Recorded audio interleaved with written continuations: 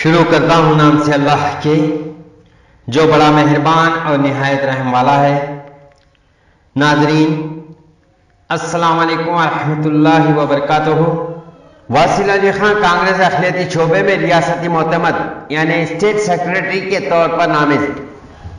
साबिक नायब सदर बल्दिया व कांग्रेसी रुकन बल्दिया वासिल अली खान को बेंगलुरु की केपीसीसी दफ्तर में अखिलती चेयरमैन अब्दुल जब्बार ने बुलाकर केपीसीसी अखिलती शोबे के रियासती सेक्रेटरी के ओहदे पर फायज करने का ऐलान करते हुए दस्तावेजात पेश किए हैं।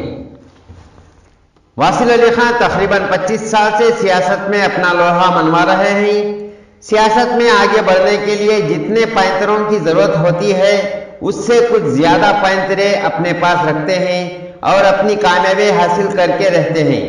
इनके सियासती दौर में शिकस्त का भी मुंह देखना पड़ा, लेकिन इसके बावजूद सियासत नहीं छोड़ी, मुसलसल कोशिश करते रहे।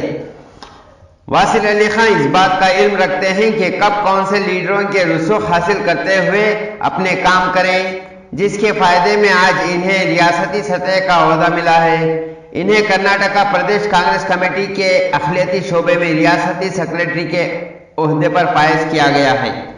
आज यहाँ के सीके रोड में रुकन बल्दिया मतीन खान के दफ्तर में अरकान बल्दिया सैयद साबिर खुनमिरी, मतीन खान, तौसीफ अहमद और कांग्रेसी लीडरान सैयद सादत मेहदी, बाबा शाह, आसिफ अली खान, फरीद खान, मजहर वगैरह ने वासिल अली खान की गुलपोशी व शालपोशी करते हुए मुबारकबाद पेश की। इस मौके पर सादत मेहदी ने तारुफ किया और वासिल अली खान ने मीडिया से गुफ्तगू की। चलिए सुनते हैं। जनाब वासिल अली खान की खिदमत का एतराफ़ करते हुए कांग्रेस पार्टी ने इन्हें अखिलती शोबे रियासत कर्नाटक का सेक्रेटरी नामजद किया है। जनाब वासिल अली खान किसी तारुफ के मोहताज नहीं हैं। सियासत में काफ़ी तवील तजुर्बा रखते हैं। बल्दिया के लिए 2 से ज़ायद मरतबा मुंतखब हुए हैं। बल्दिया के नायब सदर भी मुंतखब हुए हैं और इसके अलावा चन्नपट्टन के कई समाजी और दीनी इदारों से भी मुंसलिक हैं। हम कांग्रेस पार्टी का शुक्रिया अदा करते हैं कि उन्होंने जनाब वासिल अली खान की खिदमत का एतराफ़ करते हुए इन्हें कर्नाटक कांग्रेस पार्टी अखिलती शोबे का सेक्रेटरी नामजद किया है। अस्सलाम वालेकुम रहमतुल्लाहि व बरकातुहू। आज बरोज़ पीर माइनॉरिटी अखिलती चेयरमैन जनाब अब्दुल जब्बार साहब MLC,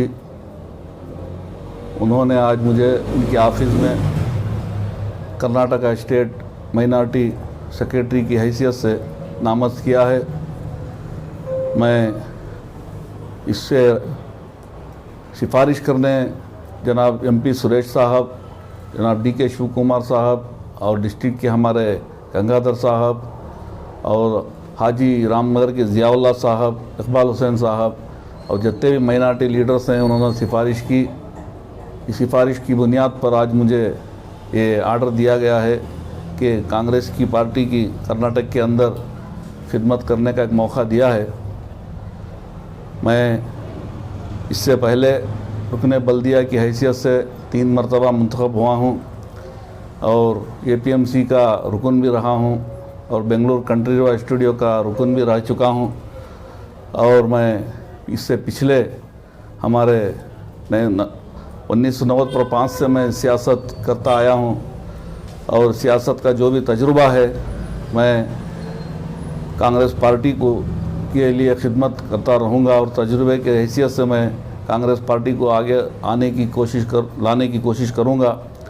आज जो हालात हैं कर्नाटक के अंदर, फ़िरक़ा परस्त ताकतें जो मुसलसल मुसलमानों को निशाना बना रहे हैं, कभी हिजाब के बारे में, कभी हलाल के बारे में, कभी मुख्तलिफ इश्यूज़ के ज़रिए आज मुसलमानों को निशाना बना जा रहा है।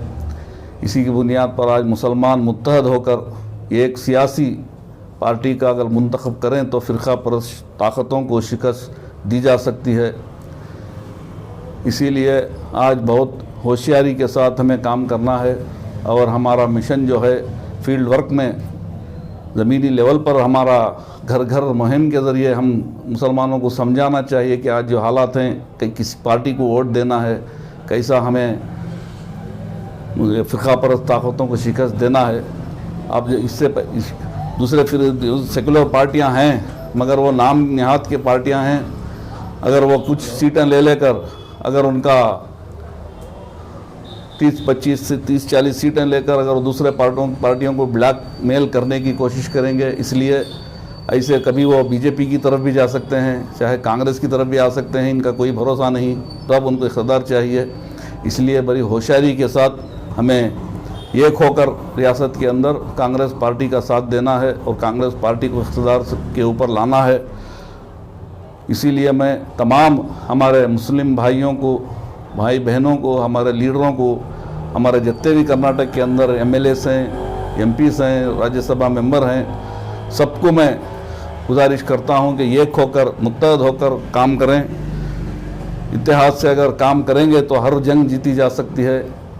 इसी तरह आगे आकर एक होकर सब कांग्रेस पार्टी का हाथ बटाएं। अब जो नारा लगा है हाथ से हाथ मिलाओ, ये हर घर पहुंचना चाहिए। हर घर एक होकर अगर काम करेंगे तो कांग्रेस पार्टी को इक़्तिदार मिलना कोई बड़ी बात नहीं। इंशाअल्लाह ज़रूर इक़्तिदार हासिल होगा, क्योंकि अब आप देख रहे हैं सर्वे पोल, एग्ज़िट पोल और सी रिपोर्टर्स की जो आज न्यूज़ सामने आ रही है, इसमें कांग्रेस पार्टी को इक़्तिदार मिलने की उम्मीद है। इसीलिए इसी तरह 2-3 महीने अगर हम पार्टी के लिए जिद्दोजहद जारी रखेंगे, मेहनत करेंगे, तो कांग्रेस पार्टी इक़्तिदार पर आएगी और अक़लियतों का भला होगा। नहीं तो ये फ़िरका परस्त ताकतें हमें जीना मुश्किल कर देंगी। आप देख रहे हैं 2-3 साल से क्या गुज़र रहा है आज रियासत के ऊपर। आइंदा इससे हमारे सिद्धरामैया जी हैं, शिव कुमार जी हैं और हमारे बहुत से अक़लियती लीडर हैं, ज़मीर अहमद हैं, तनवीर सेठ हैं, जितने भी यूटी खादर हैं, हारिस भी हैं, जितने भी एमएलएस हैं, सब कौम के लिए काम करेंगे और सब मुत्तहद होकर कौम की जिद्दोजहद, कौम को तरक्की की कामयाब पर लेकर जाएंगे। अक़लियती अवाम आपसे क्या उम्मीद कर सकती है? अक़लियती यही कि अगर कांग्रेस पार्टी इक़्तिदार पर आ गई तो जो भी कामों काज बिलखुसूस हमारे चनपटन के अंदर पिछले कई सालों से अक़लियतों के बहुत बड़े काम रुके पड़े हैं, क्योंकि यहाँ पर कोई भी अक़लियती लीडर बरोबर काम नहीं किया। अगर हुकूमत इक़्तिदार पर आई तो बहुत सारे काम हम निकलवा सकते हैं, चाहे शिव कुमार चीफ़ मिनिस्टर हो, चाहे सिद्धरामैया चीफ़ मिनिस्टर हो। हम जाकर खुद अक़लियती लीडर जाकर हम हमारे मुश्किल, हमारे जो काम हैं, हम निकाल सकते हैं। आप जनरल सेक्रेटरी स्टेट के बने हैं, तो अक़लियती अवाम आपसे क्या उम्मीद लगा सकती है?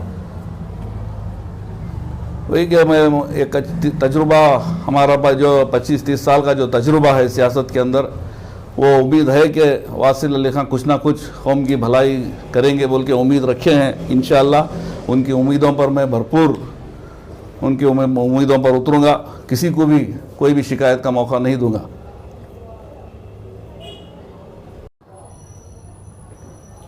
आपको जनरल सेक्रेटरी अक़लियतों का बनाया गया है, क्या ये कांग्रेस की चाल हो सकती है कि अक़लियतों के वोट कांग्रेस की तरफ खींचा जाए?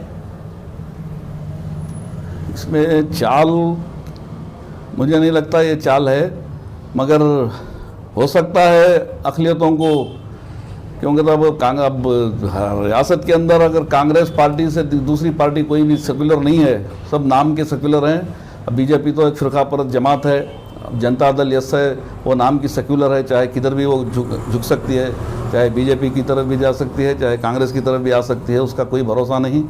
इसीलिए सोच समझकर हमारे बड़े लीडरों ने मुझे एक ओहदा दिया है कि आप कहीं भी हो, चाहे रामनगर डिस्ट्रिक्ट में हो या दूसरे डिस्ट्रिक्ट में हो, कर्नाटक में कहीं भी आपकी कहीं भी अगर ज़रूरत पड़ी तो आप मुस्कर काम करें और पार्टी को इक़्तिदार में लाने के लिए भरपूर कोशिश करें। अवाम की राय है कि 70 साल से कांग्रेस मुसलमानों के साथ खिलवाड़ करती आई है, हर बार सिर्फ मुसलमानों को वोट बैंक की तरह इस्तेमाल कर रही है।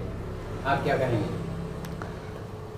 इसमें कोई बात नहीं, 70 साल से मुसलमान खिलवाड़ कर रही है, मगर हमारी कौम का भी कुछ हिस्सा है कि हम जब से आज़ादी मिली, जितने भी पढ़े लिखे लोग थे वो पाकिस्तान, यानी जब बंटवारा हुआ मुल्क का, तो उधर चले गए, और जो जो बड़े गैर पढ़े लिखे लोग जो थे उधर हिंदुस्तान के अंदर ज़्यादा टिक गए, उसमें हमारी भी गलती है कि हम इल्म के ऊपर तवज्जो नहीं दिए, और हुकूमत का भी इसमें कुछ ये नहीं कि वो भी हमारे ऊपर कुछ रिजर्वेशन जैसा SC/ST को रिजर्वेशन दिया ऐसा दे के कौम को आगे बढ़ाएं, उन्होंने भी नहीं किया।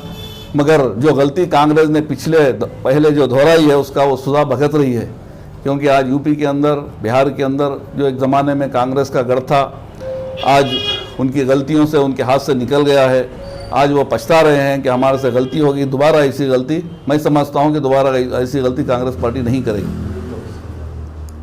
साथी काउंसलरों का जो मुझे यहाँ पर बुलाकर जो मेरी गुलपोशी और इज़्ज़त अफजाई की है, मैं उन सब का शुक्रिया अदा करता हूँ। और मुझसे खुद बिलखुसूस DK ब्रदर्स का, जनाब DK शिव कुमार साहब का और DK सुरेश साहब का और जनाब ज़मीर अहमद साहब का और हमारे डिस्ट्रिक्ट के ज़ियाउल्लाह साहब का, इकबाल हुसैन साहब का और तमाम भी जो माइनॉरिटी लीडर हैं, सबका दिल से शुक्रिया अदा करता हूँ।